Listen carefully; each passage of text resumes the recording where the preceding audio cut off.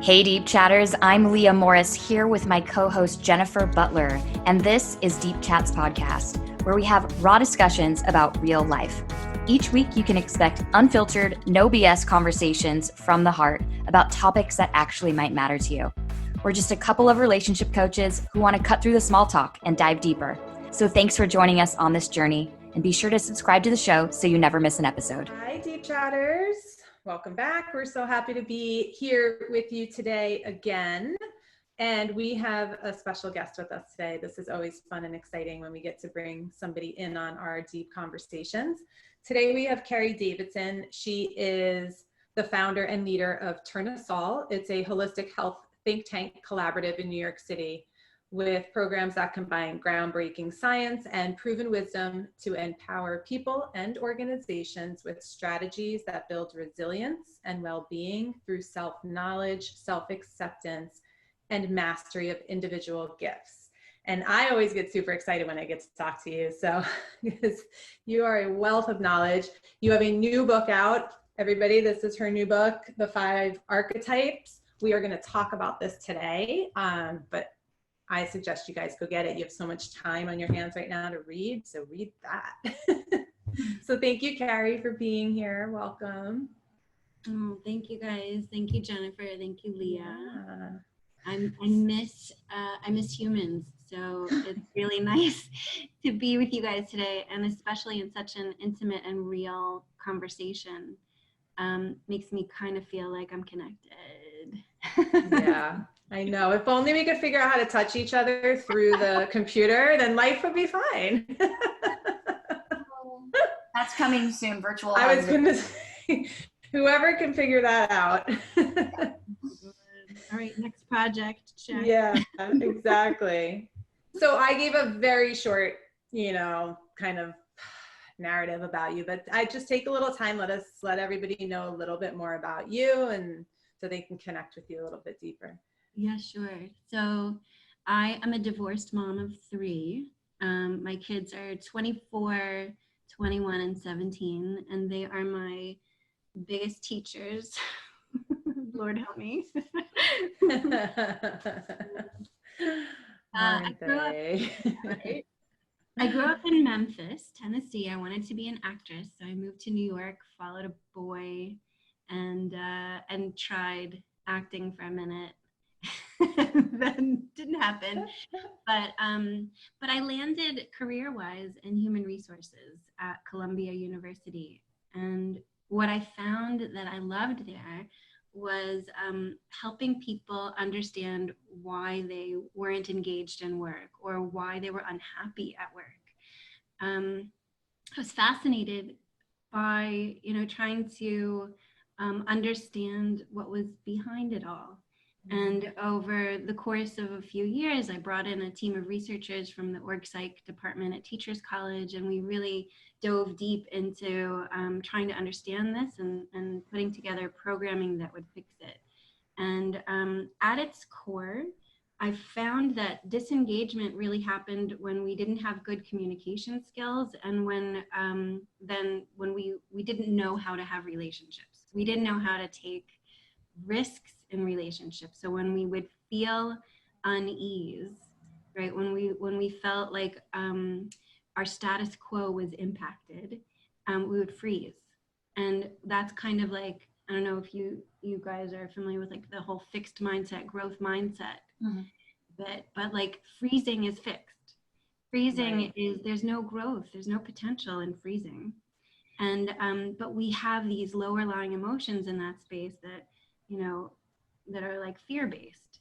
And so what if I have to stand up for myself? What if, my boss says no? What if, there's all this stuff that happens that keeps us from really diving deeper and healing that relationship and growing it even bigger. And so I found that, that was kind of going on. And at the time I was in my mid to late 20s, and I didn't know what I know now about Five Archetypes and about, Eastern ways of seeing the world and of growth. But we did do a lot to help people engage more and connect more with themselves and with the community. But I left Columbia after 11 years and went on to Columbia Presbyterian Hospital, where I ran a nonprofit, and got a real good sense of the medical model, like being in that space and seeing what we do. I didn't know. I was a consumer. I went to the doctor, I got my antibiotics and my Xanax and my psychotherapy. and I went home and ate mac and cheese. I mean, right. What else is there? But I don't know. I started to get frustrated because my nonprofit that I was running was for, we helped underprivileged kids, and we helped them with art therapy. And I felt I would go in and we would help these kids for an hour a week, and their eyes would lighten, and it was great. But I felt like we sent them back into the environments that reinforced all the reasons we're there in the first place. And so I started to ask questions about environment, like how are they interacting? What is their environment? How are they interacting with it? What else can we do? And there was a lot of pushback because there's no money in that. And there's no, we don't do that.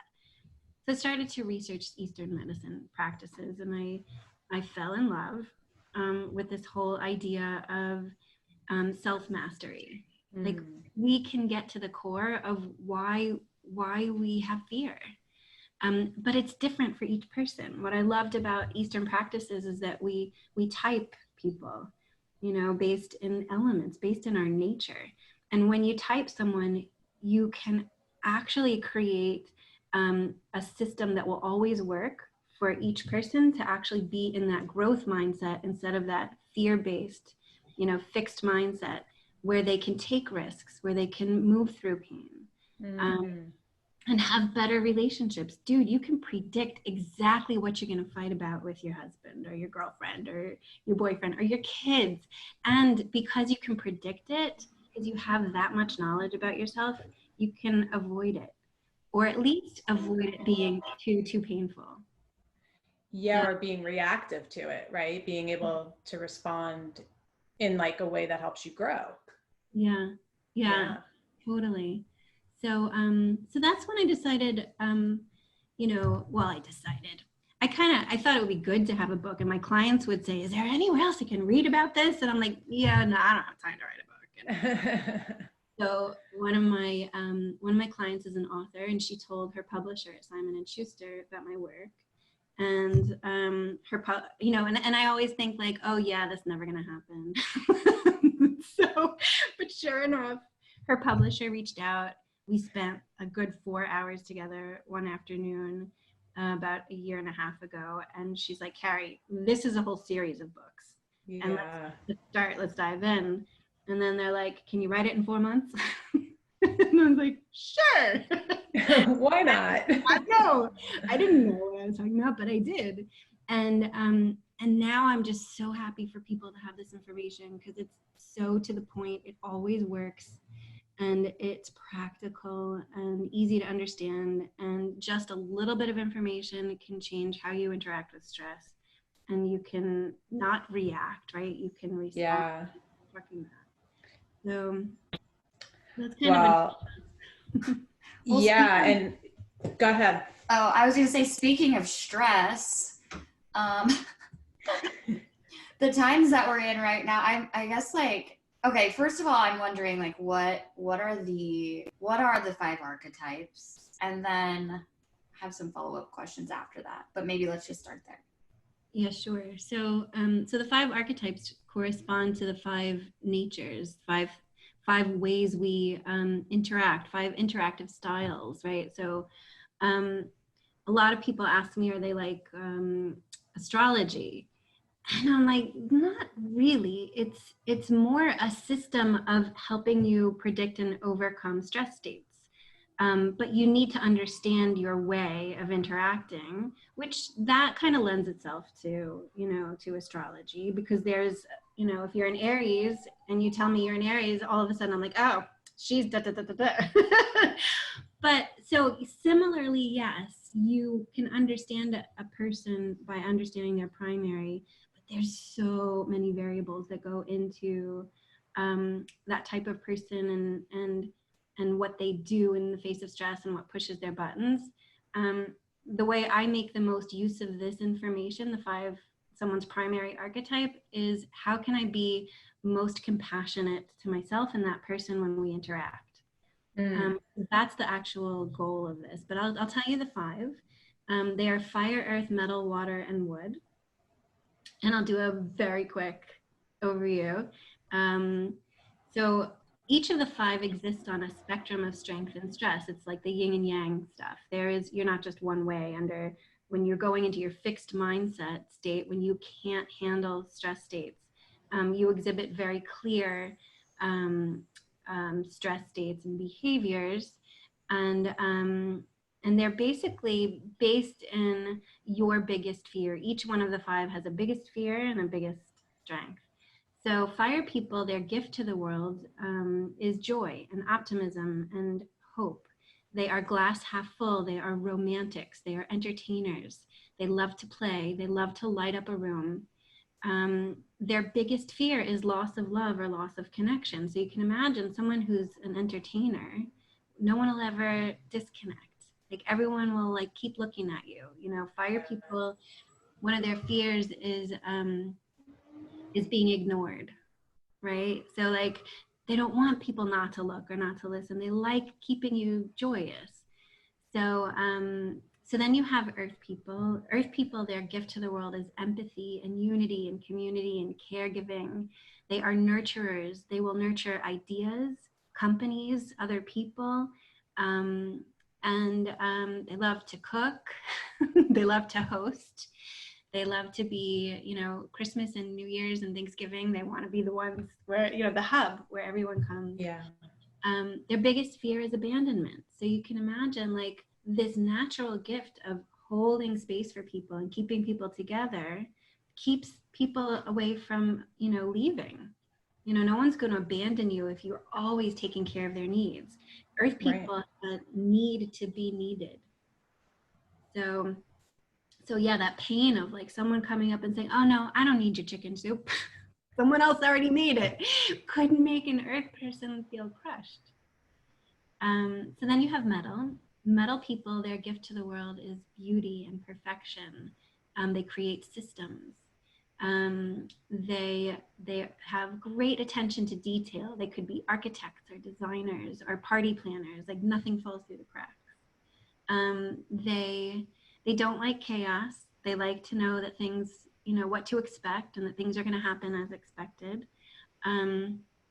Metal people, their biggest fear is making a mistake, right? So if you're a perfectionist and you practice, they get addicted to practice. Each of the 5 gets addicted to something. So metal is addicted to practicing. So if you practice and you practice makes perfect, you're not going to make a mistake. So it kind of keeps you, that's your, you know, your balance. It's just like you're born to do the thing that keeps us safe. Then you have water people. Water people, their gift to the world is peace and deep meaning. They are thinkers. They are problem solvers. They are amazing listeners. They are the Buddhas that could sit under that tree and contemplate a blade of grass growing for 5 years. And then come up with a poem of 3 lines and be totally happy. They're philosophers and dreamers and artists. Their biggest fear is making the wrong choice or becoming obsolete. Right? They're so full of meaning, and they teach us so much that by craving knowledge and by learning and constantly reading and absorbing new ideas, they won't make the wrong choice. They won't be obsolete. You know, they need to distill the truth out of mystery. So they get quiet and they listen. The rest of us get too caught up in chaos and emotions and stuff like that. But then you have wood. Wood people, their biggest gift to the world is freedom. They are coaches, right? They're the basketball coach that yells at us like, you guys can do it, you can do it, you can do it. Freedom to be amazing, to create, to initiate, to win, to be the best, to be first. They are entrepreneurs, they're risk takers. They like a good challenge. They like to debate. They like speed. They like movement. They like adventure. They are trailblazers. They settle new frontiers without waiting. It doesn't need to be perfect. They don't care what color it is. They don't care if you're missing a comma. They just go. Their biggest fear is confinement. So if you can, right, so they can get, they need to move, right? They believe that no means, well, maybe not that way, but I'm going to do it this way. They don't want to be told that there are rules, there are ways to do that, or there's a time for that. They're all about speed. So that's kind of a quick and dirty of the 5. It's always so interesting to me when you talk about these. I've taken the quiz, and we'll make sure to put the link for the quiz in the text below, because if you haven't taken this quiz, absolutely take it. Because I have taken the quiz and I've known about the archetypes for a long time. I learned about them because my son had a doctor, Dr. Cowan, who immediately looked at him and went to archetypes first. And that's exactly how we worked with my son. And so I've known about these, but every time I hear you talk about them, I'm always picking out the pieces of myself that are in, so I'm earth, but I'm always like, oh, I'm an entrepreneur and a coach. There's my wood. Like, I'm always like, oh, fire. Like, I love to go out and dance and party and like, woo, you know, and like get everybody, you know, so I'm always picking out the pieces. So is that true for everybody? Like, do we all have bits of each? Yeah, we all have all 5 in us. The same way a seed needs all 5 elements in order to, you know, produce apples, right? And to become a beautiful, balanced, healthy apple tree. So we need all of these 5, and bringing more of these activities and more of these behaviors and people into our lives, even when they feel challenging to us, because there's all these interesting relationships among the 5, are the welcoming and loving and appreciating all of these bits and pieces of ourselves and our environment. This is what builds resilience in the face of stress. Because if we only believed in our primary and we believe we were right and everyone else is absolutely bonkers and what's wrong with you that you don't see the world my way, that's where we get stuck. That's the fixed mindset. That's where we go into blame and victimhood in the face of challenge. Because if I can, we all have one primary, but if I can honor all these other pieces about myself and the other, you know, types of people, the diverse needs and interactive styles around me, I can be in balance more of the time. But yeah, we all have all 5. And when you're hanging out with your buddies from high school and college, you're going to be fire. You're going to tell bathroom jokes and be silly. And when you're at work and you're trying to build something, you're going to be wood. You're going to be driving it forward. You know, when you are trying to figure out the right doctor to go to or the right diet to follow, you're going to be metal. You're looking for what's right. And when you're on vacation and you want to unplug, you're going to be water. Like, don't talk to me. I ain't here. Right. Yeah. Yeah. Wait, so Carey, I'm like trying to read you right now. I'm like, okay. I know what she is, so I'm not going to say. Okay, let me see if I can guess. So maybe she wanted to act, and she said earlier, I feel like I'm connected somehow. So I'm like, you're fire mainly. Is that right? Yep. It's so funny because when I do this for different companies, I'll go into companies that do lots of different things. So some nonprofits, some, like legal firms, some accounting firms, some like really serious people, some very artsy people. And I have to really empathize with my audience. So at times I have to really tone down my fire and have to really chill out, because fire makes water and metal people feel really uncomfortable, and they will close down to the potential of learning from me. So it's not that I can't be myself, right? I've had clients who are like, what do you mean I have to change who I am? Like, no. But can you empathize with the fact that metal people might find excitement and unbridled dancing around and goofiness a little bit hard to take, and then they will shut down and they won't learn what beautiful gifts you have to teach. So yeah, I'm a little more fiery today with you guys because I don't know, I feel like you'll still be my friend. Yeah, I feel like it's interesting too, because yeah, Jen, what you were saying about the whole, trying to pick pieces and parts out. And I was doing the same thing. But what I also was thinking is, before this pandemic, before COVID-19 hit us, I was definitely operating from more of an earth, like wood, water. I felt more of like that, and metal. And I feel like now in this like high stress environment, I'm like, I've really turned to fire. And it's like, it feels very fire and wood, I feel like. And it feels very much like out of my norm, but it's like how I'm managing to really like deal with the stress is like making people laugh and bringing the joy and things like that. And not so much the nurturing aspect. Mm-hmm. Is that typical for people to potentially switch, like depending on what sort of stress they're in?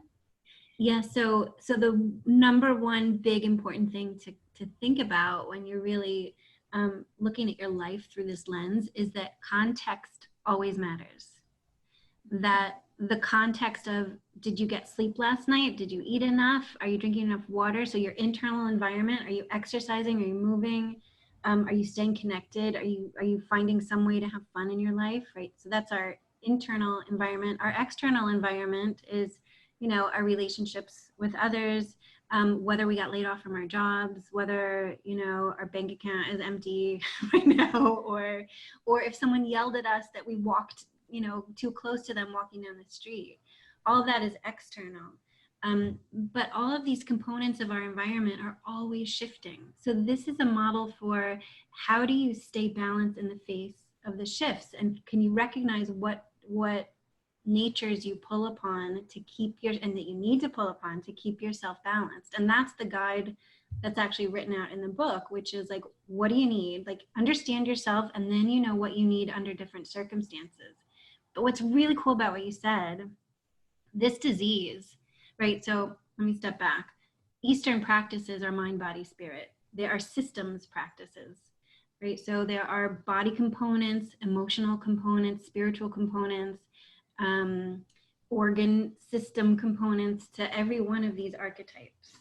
So this disease, it attacks the breath, right? It attacks the lungs.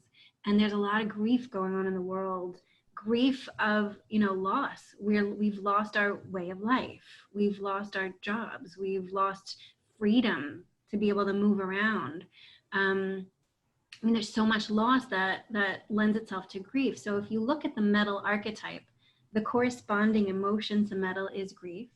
The corresponding organ is the lungs.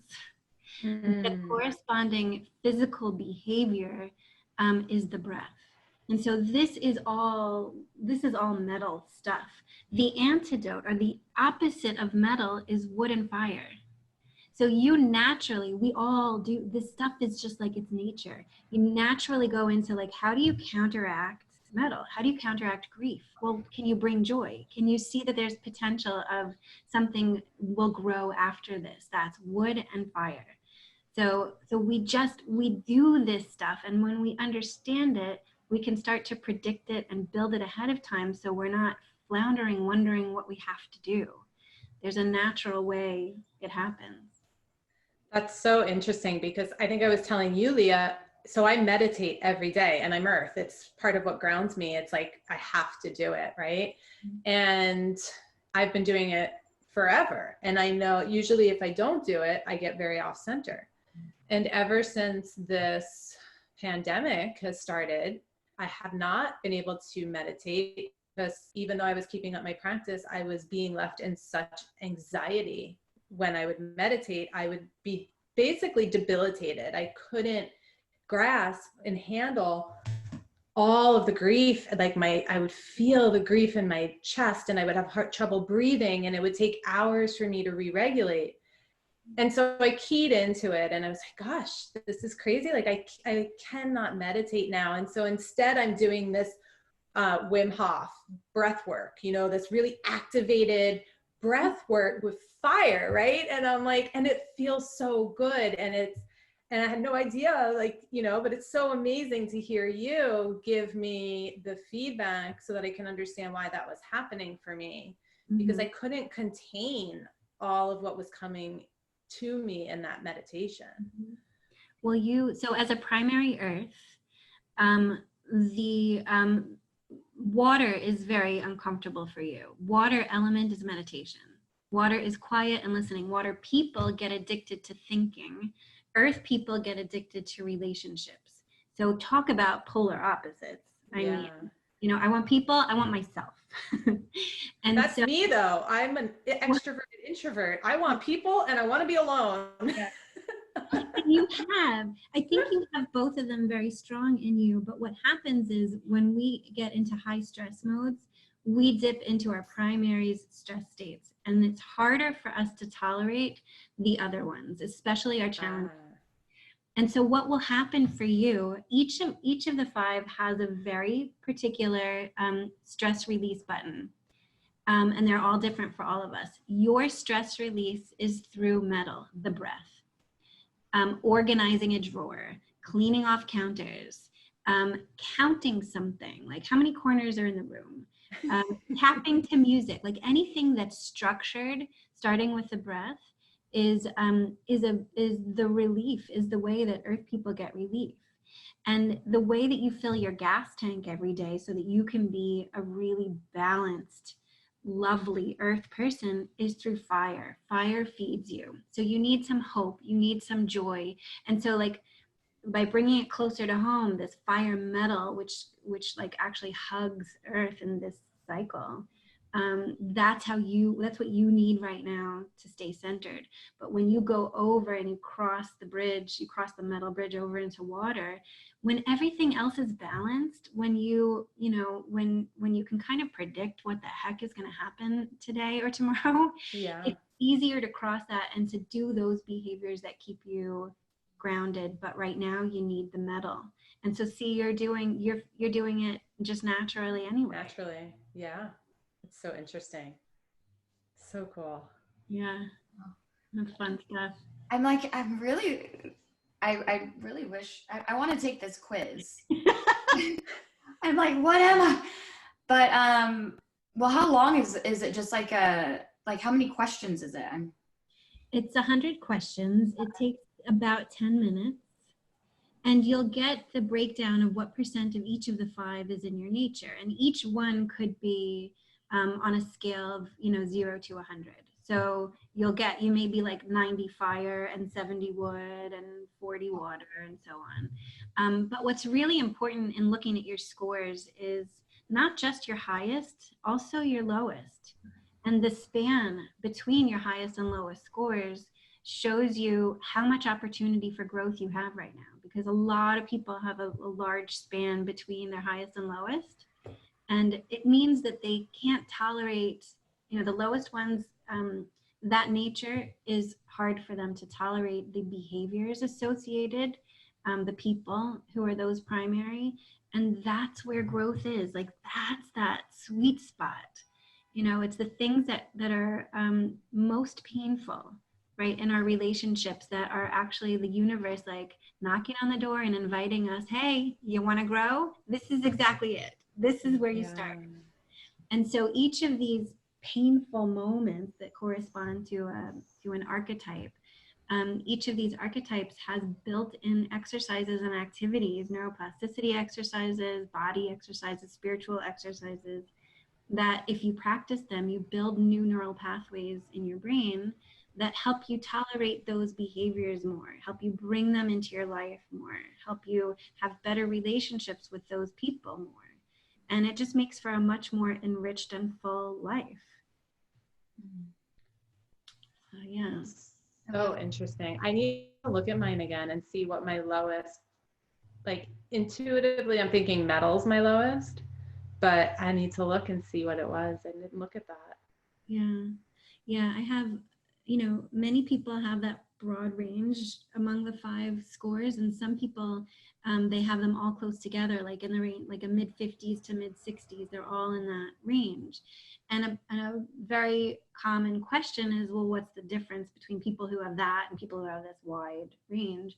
And the difference is people whose scores are closer together, they tend to not have a wide range of passion, like emotional states when they get stressed or when they're strong. It's almost like it's hard to read them because they're so balanced. You don't know, like, well, what do you care about? What do you love? What are you into? They keep everything kind of close, you know. They try everything. Like, they're good with everyone, you know.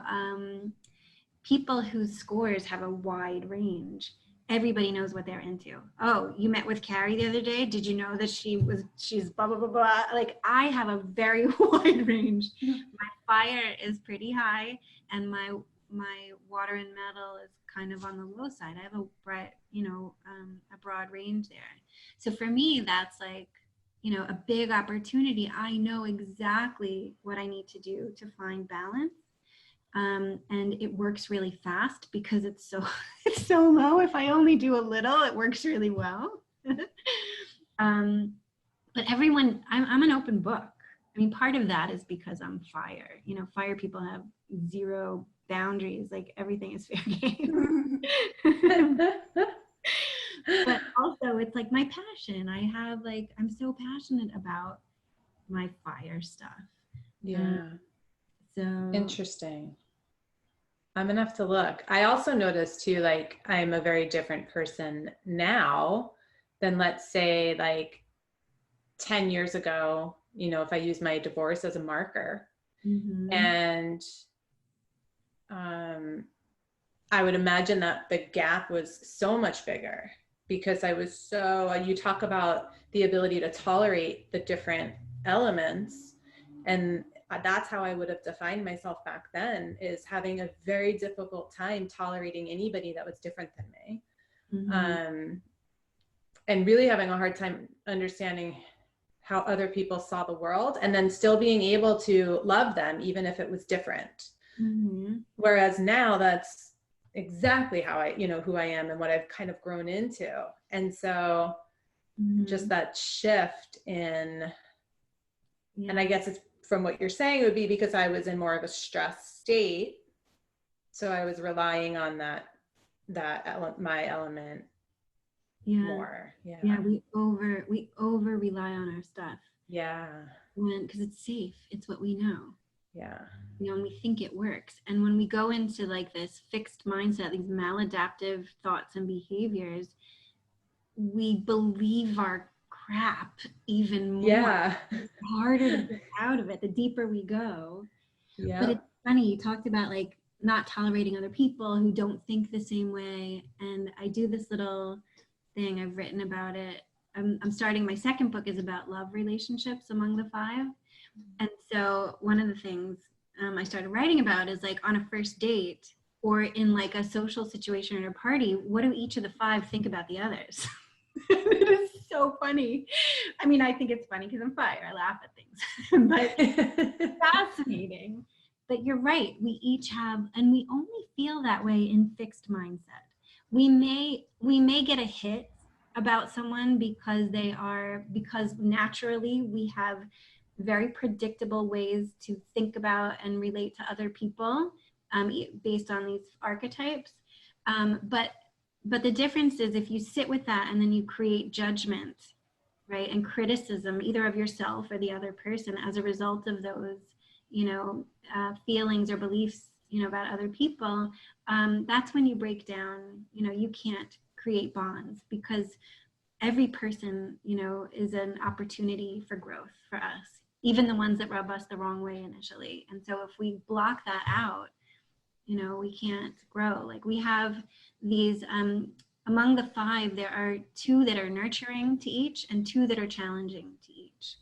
And if we only spent time with people who nurtured us, we wouldn't grow. And if we only spent time with people who challenged us, we also wouldn't grow. We would cry all the time. Right. And so we need a balance of both, right? Like if we never felt the pain of thirst, we would never drink and we would die. You know, so we need to be challenged. You know, we need to know that there are things to improve. Like you talked about 10 years, right? This 10-year span of time, how much you've grown. I bet there was a lot of pain in those 10 years. But aren't you happier with like who you are, right? Absolutely. So then it like makes me question, so then there has to be this level of consciousness, right? Because like what I'm thinking about as you're speaking is the political divide right now. And what a lot of people are struggling with are people that they love in their lives having such different political opinions, right? And this inability to tolerate people, right? There's this unfriending of everybody on Facebook and, you know, blocking people, and suddenly, you know, I'm not speaking to this person because, you know, and for me, I understand both. And it's really been a practice for me to stay very conscious and aware that there are people in my life that have very different political views that I don't understand, but I still love them as a human being. And it's not easy. It's very trying and it's very confrontive. And I question myself sometimes, like, am I lowering my own beliefs or my standards or something like that? But really trying to embrace difference. And so I just wonder, like, I guess there has to be this element of consciousness, because if I wasn't being conscious, I imagine I would be like unfriending. Judgy. Yeah. Or like, I can't talk to you. I don't know. Right. Like, yeah. There is a whole, yes. So the whole first, like the introduction that I wrote in the book is all about this, because you can't really apply this work if you're not a conscious human, you know. And what I mean by that is self-conscious, right? How can you be self-aware? How do you know? So there's like, the first step is self-awareness, and it leads to self-consciousness. Self-awareness is just paying attention. Like, so I was working with a client yesterday, and another fire. Us poor fires, we like. But yeah, my first step with her and with almost everyone I work with is, can you pay attention to those achy moments? Can you feel the ache and then pause? Feel the ache and then, hey, what was I thinking in that moment? What are the thoughts? Like, oh, I'm stupid. Oh, that person knows more than me. Oh, I'll never be whatever. Or, oh, that person's an idiot, or that person's mean, or whatever. We have so many, but we don't pause to think or to pay attention to what we're thinking. Because at self-mastery, which is kind of like on the other side of even self-conscious, you know, is the ability to feel your feelings, understand where they're coming from and what that feeling is telling you about your internal process, the weather in your body.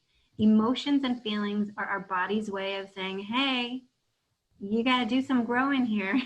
Like, pay attention to this. What are you missing? We only have uncomfortable emotions when our needs for safety aren't being met. And so if you think about like the example of, you know, your political, you know, the political example you gave, what's go underneath like that kicked up anger, frustration, or judgment emotion? What need isn't being met? Unity? Usually earth people, it's around like, are you with me? Are you against me? If I speak up, are you going to leave and not be my friend? Are you not going to be part of my unit? Are you going to leave my, you know, my Facebook group? Or, you know, it's usually earth. All of our kicked up emotions boil down to our biggest fears based on which is our primary.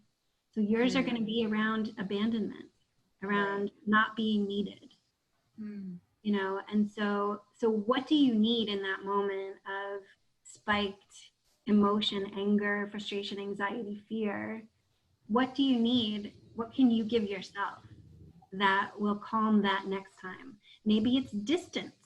Maybe it's like, hey, I love all my cousins who live in such and such town who believe differently than I do.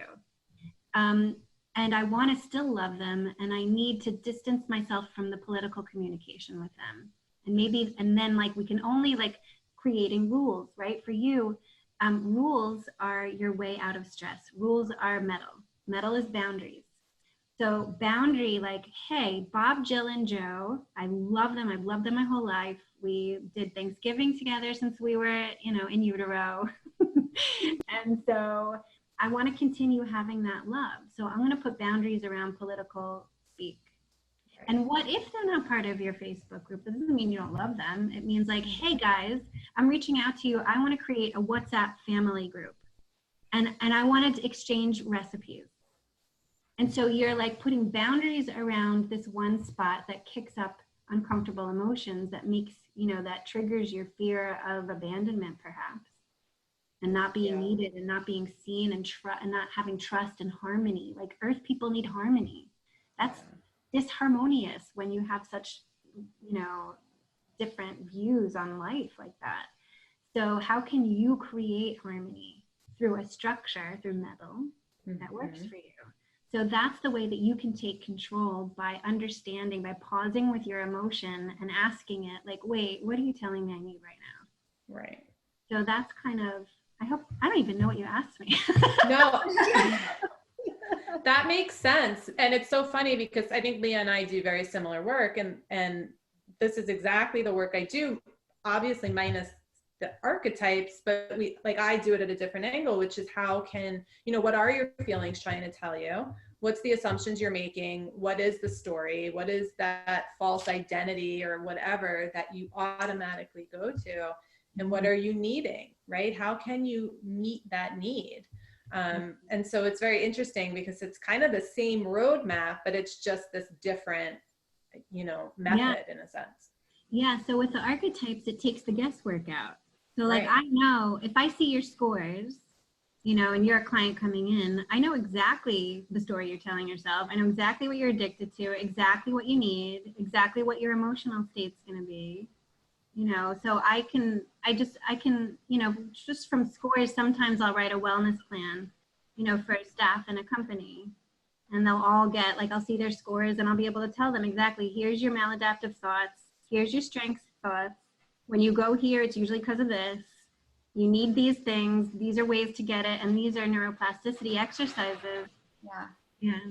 What I really loved about what you were just explaining a moment ago was how we, like, the whole self-consciousness, being able to like pause in the pain. It feels like we are all in this like forced pause right now, and it's creating, I'm just going to speak for myself because I definitely can't speak for everyone, but like it's definitely creating this moment of like, whoa, how am I automatically like responding to this painful situation, and also like recognizing too how much more resilience has been built since the last time I felt myself in like an extremely painful situation, like when I was going through my divorce. And in a lot of ways, I'm feeling, because of this pause in the pain, I'm feeling like really almost excited, like, and more aligned.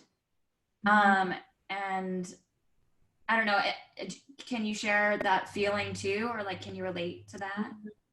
Yeah. So when I started writing the book a year ago, I wondered if people were ready for this, because it asks you to be that quiet. Like, can you imagine like going, getting on the subway, running to work, dealing all day with noise and distractions and people. I was asking people to think about their thoughts, like pay attention to them. And I wrote like a lot about it, and I'm like giving details on how to do this, because in our previous, 3 weeks ago life, I was like, I wonder if people are ready for this. But you're so right. I mean, just the other day, I noticed that I've been having dinner with my kids and we laugh and we sit at the table for a long time, and it's not a holiday. It's like a normal weeknight. And so yeah, there's definitely the potential for paying attention, for self-mastery, for building resilience in ways that just a few weeks ago I thought may not occur in our lifetime. But yeah, we're forced. Yeah. We're forced to there's a lot of quiet.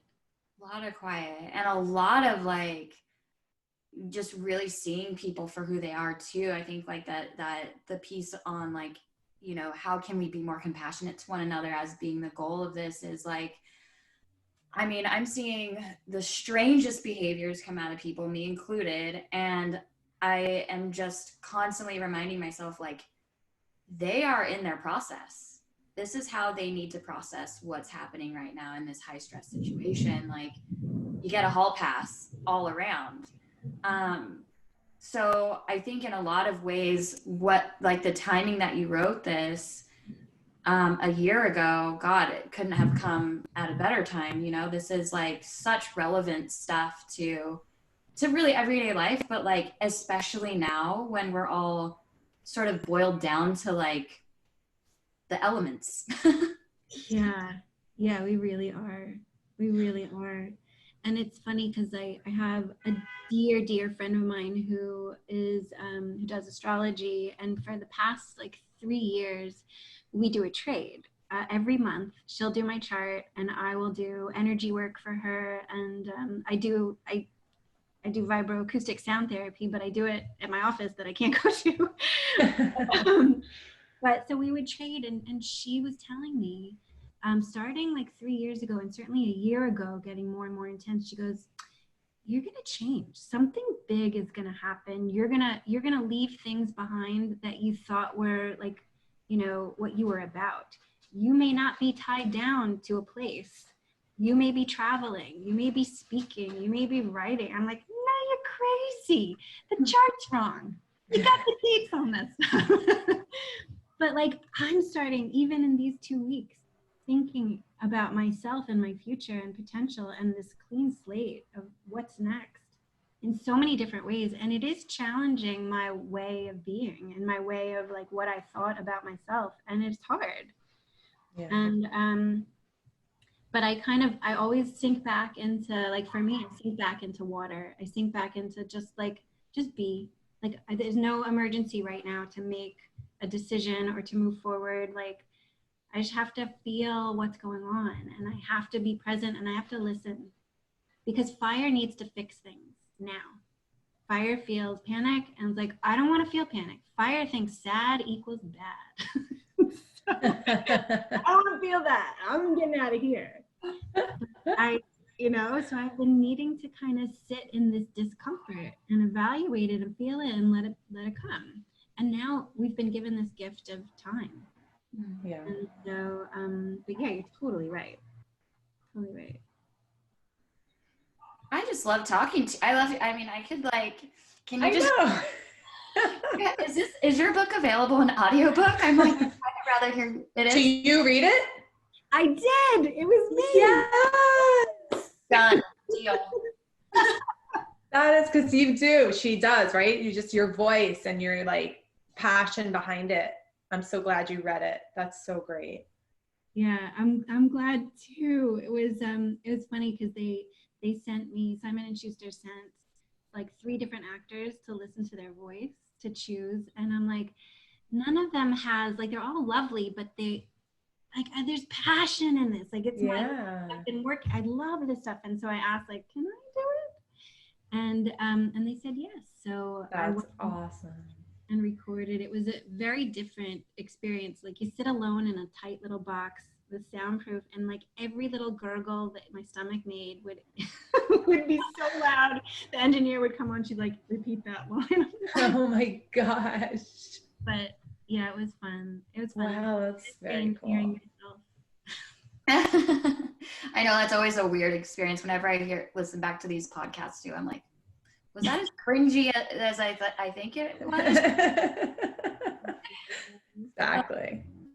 Well, what I'm wondering, when is your next book coming out? How can people, like get a hold of you, be in contact with you? I just love this conversation, but yeah, how can we stay in touch? Yeah, so I think at this point, the best way is my book website is fivearchetypes.com. And there's a contact section there. And there's also a link to the quiz there.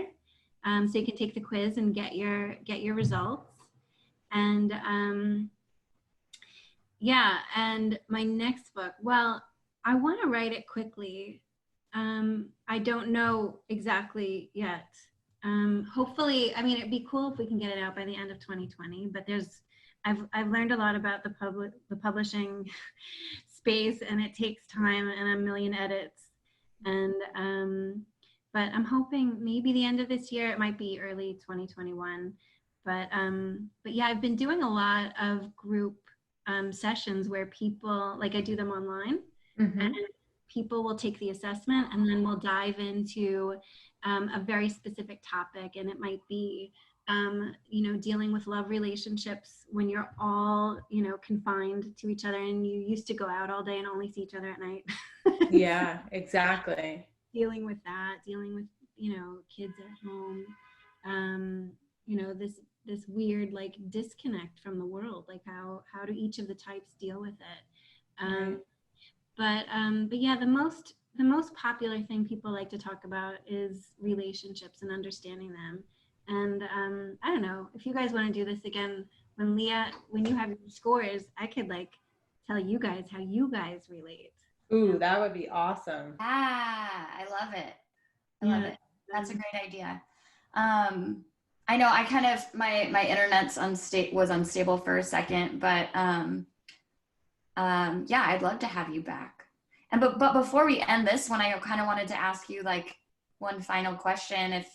If you were to just leave our listeners with, a little golden nugget of an idea or a thought, what would you want to leave them with?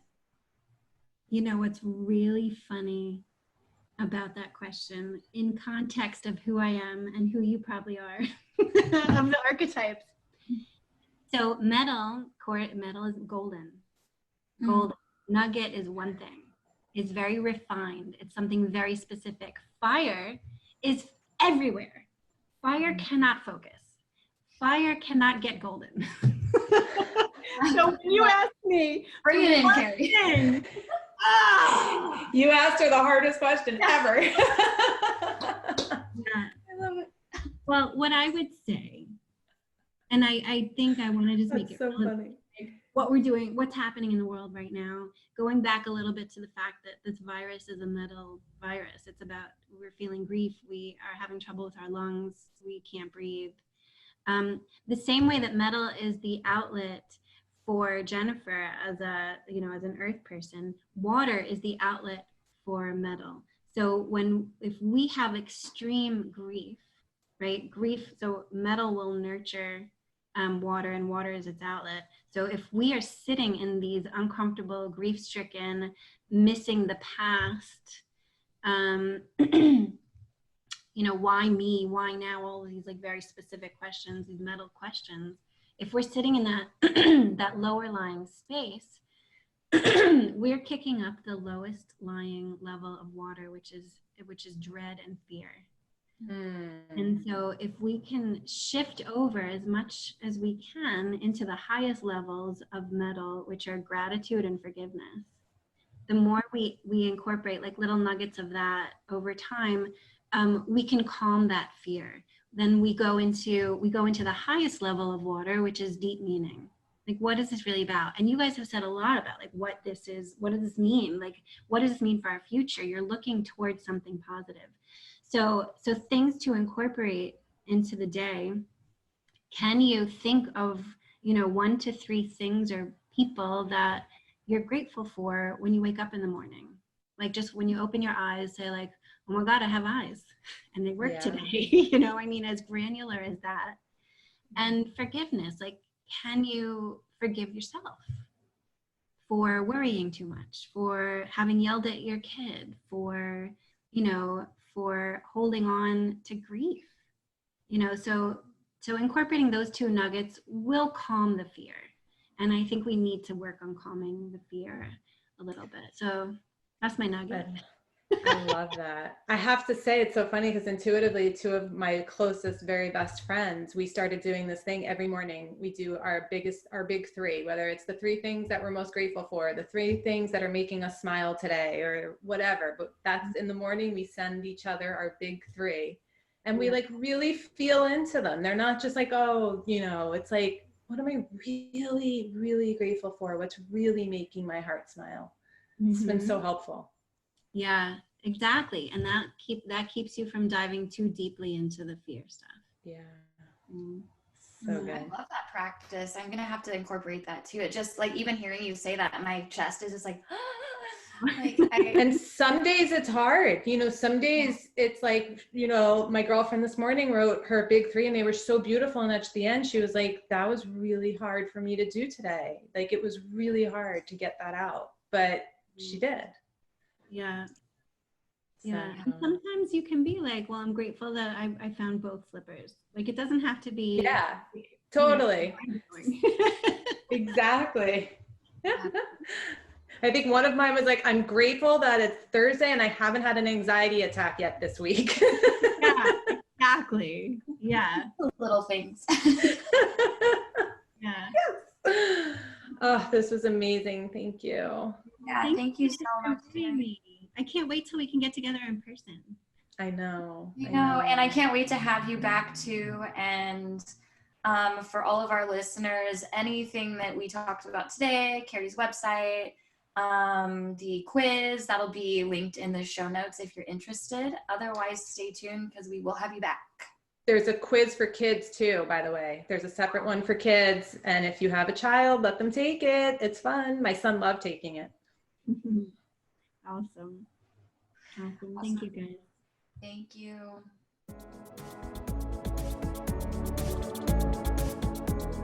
To all you deep chatters out there, Leah and I want to thank you so much for listening. This is a podcast that's all about connection, so we'd love to hear from you. Connect with us on Instagram at Deep Chats Podcast. And if you haven't already, please go to iTunes to rate and review us. Every review helps other deep chatters just like you be able to find this podcast.